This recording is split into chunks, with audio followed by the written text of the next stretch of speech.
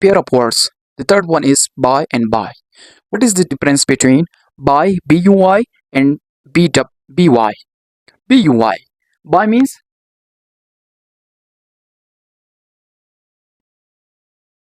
खरीदना. इसका सेंटेंस हम लोग कैसे बना सकते हैं?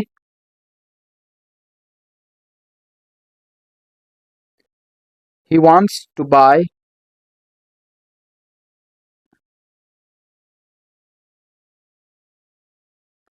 He wants to buy a new car. वो एक नया कार खरीदना चाहता है. Buy, B-Y. B-Y buy के जरिए.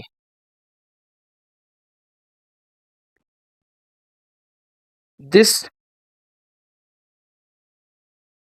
book is written by me. This book is written by me.